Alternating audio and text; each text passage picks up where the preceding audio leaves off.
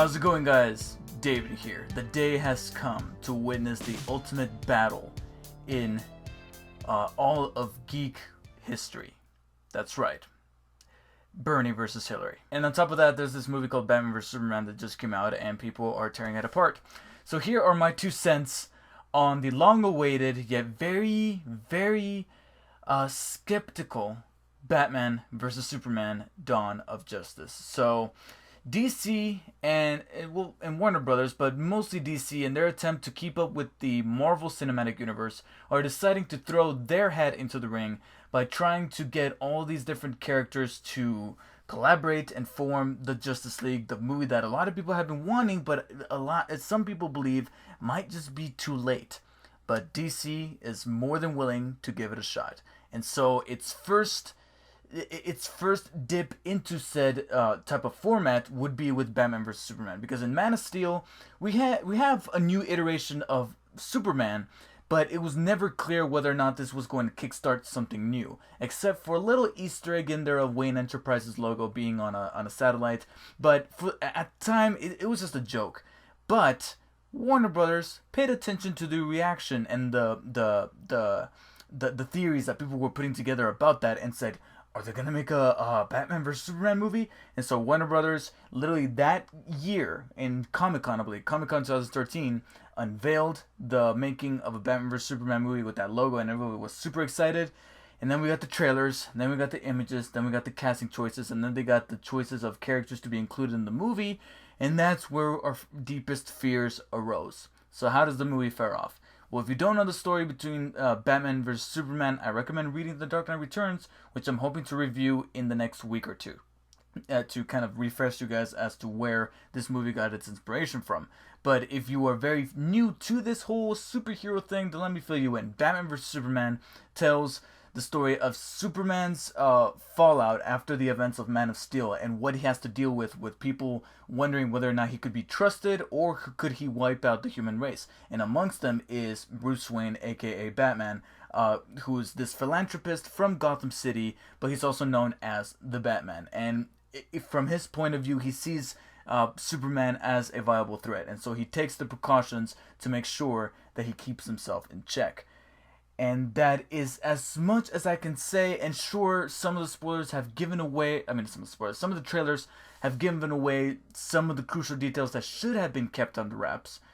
But after witnessing the movie, I can honestly say that those trailers almost don't even matter, because even after watching the movie, some of those disappointments will still stick with you. Because this movie was kind of good, but I almost prefer Man of Steel, because it's a much more straightforward story telling the origin of one of the most beloved superheroes, whereas this movie teases the idea, something that we would have loved from the get-go, of witnessing these two legends collide with one another.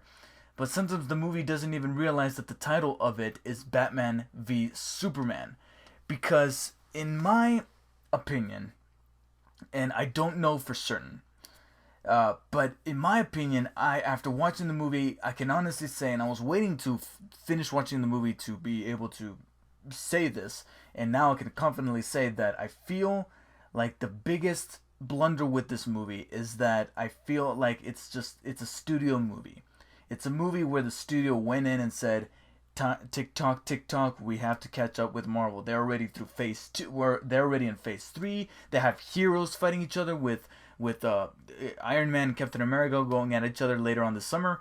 We need to catch up, and in order to rush said development of such a universe, of such a humongous process of bringing these characters together, they're just so quick to do that they want to throw in so much into the movie, and all that stuff that we were fearing of being jam-packed into the movie does end up becoming the movie's biggest flaw, is that the studio was just so preoccupied. It's funny, because one of the themes about the movie is being so curious as to what Superman can do, that we didn't stop to think about whether or not he should do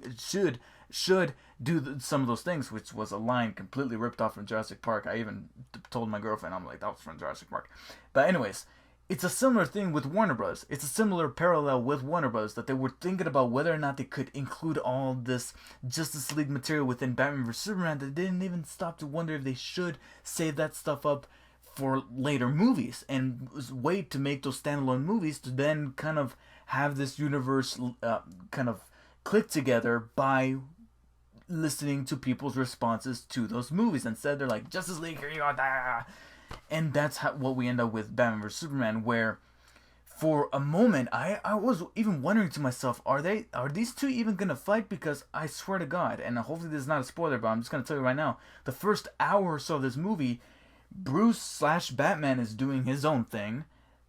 Superman is doing his own thing in Metropolis with the court hearings and people wondering whether or not he could be trusted. Batman at the beginning starts off with the movie starts off with a very solid and promising opening of that bit that you see in the trailers where we see Bruce's point of view of that whole thing that's happening in Metropolis because he was in the city at the time. And that kick-started my anticipation for what's going to be coming next and seeing the feud between these two develop.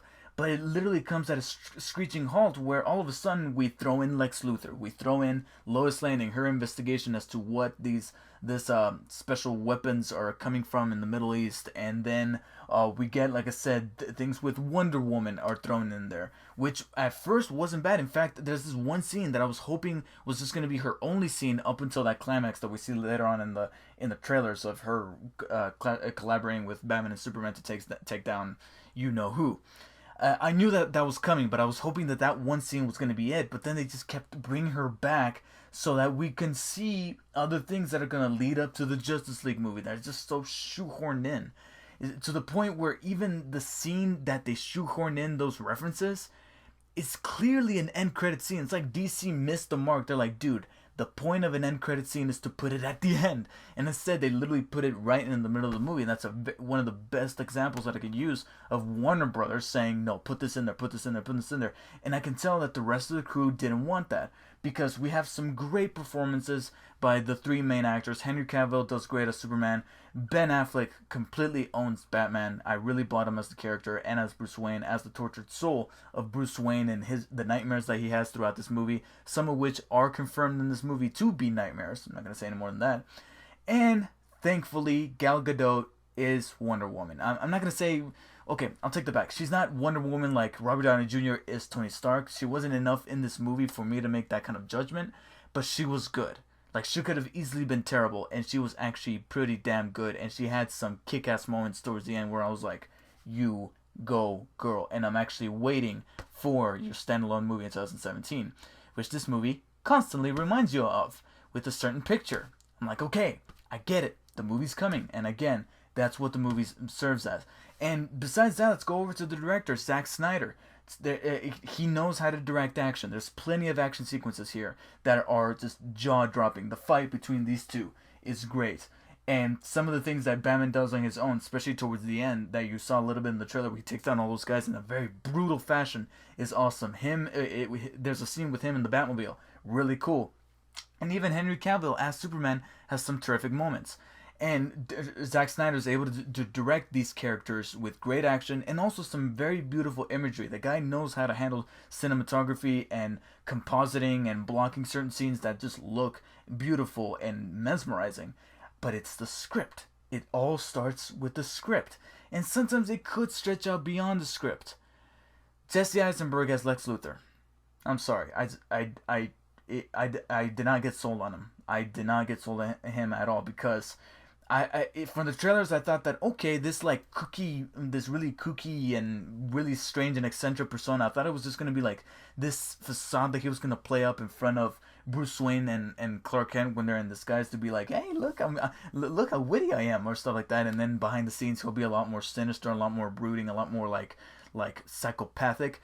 But he keeps that up even when he's by himself, where he's like, like a mad scientist or whatever. And I'm like, no, it just does not click with me at all. The only moment where he truly felt like Lex Luthor was at the end. I'm not going to say any more, but there's like literally his last scene in the movie. I was like, where was that? Where was that in the previous 2.5 hours?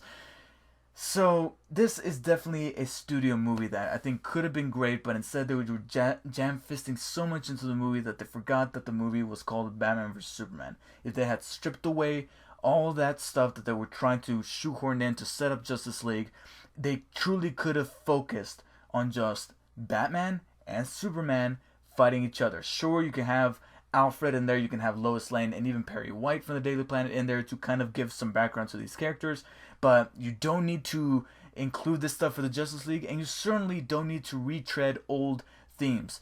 It was cool to have the opening sequence of the movie be the tragedy that struck in Bruce's past, but don't linger on it too much to where we have scenes of like nightmares in his head that show how much of a tortured person he is. And then going back to Superman, there's stuff that goes back to Man of Steel to the point where there's even a scene that I swear to God they shot for Man of Steel and they took it from the editing room and they put it into this movie out of nowhere. I'm like, that's the only way that could have happened.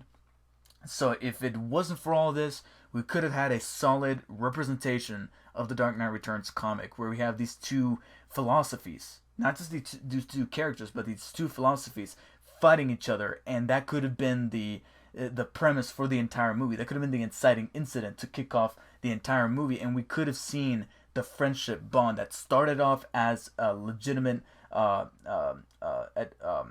what's the word I'm looking for here? A legitimate, I don't want to say rivalry, but adversary, or adversary, or something like that. Rivalry.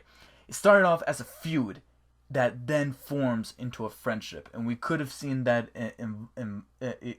evolution, transition from the beginning of the movie to the end. And instead, they decided to simply just make this a commercial movie, and it saddens me. But like I said, there's still an awful lot of great stuff in here. There's some really kick-ass moments with all these characters who are really well portrayed by their actors, and the director knows what he's doing, but even I can hear something in his voice when he does interviews and stuff like that, that even he's not satisfied with the script. So I give Batman vs. Superman Dawn of Justice a low 7 out of 10.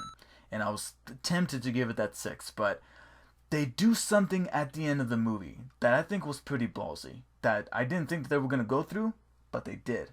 And they stuck with it. Even though there's a tiny tease that negates it just a tiny bit right before the end credits start, it was still a very deep moment that I didn't think that they were going to tackle, considering the stuff that I saw earlier that is just so quick and some of the motivations don't make sense. But that last moment did kind of tug at me a little bit. And it's a really good catalyst to kickstart Justice League. That is a nice little thing that makes me actually look forward to those movies, even with Zack Snyder at the helm and with Warner Brothers overlooking said projects. So thank you guys for watching. Let me know what you guys thought of Batman vs. Superman Dawn of Justice, and if you guys want to know more about my thoughts on the actual spoilery details of the film, be sure to follow me on SoundCloud, because I'm going to be doing a spoiler cast on there where I'm going to be breaking down the entire movie, every little spoiler, every little thing. I'm going to write down notes, and I'm going to go through all of them in further detail. It's probably going to be like 30 minutes or something like that, but it is going to be in a podcast style, so you can take it with you anywhere, and you can listen to it while multitasking and that kind of thing. So please follow me on SoundCloud/DarkSpiderDavid. Please check me out there where I'll post my spoiler discussion, very in-depth and full-length spoiler discussion. And I appreciate you guys watching my review. Thank you guys for watching. Subscribe, comment, like, and share. And I'll see you guys next time.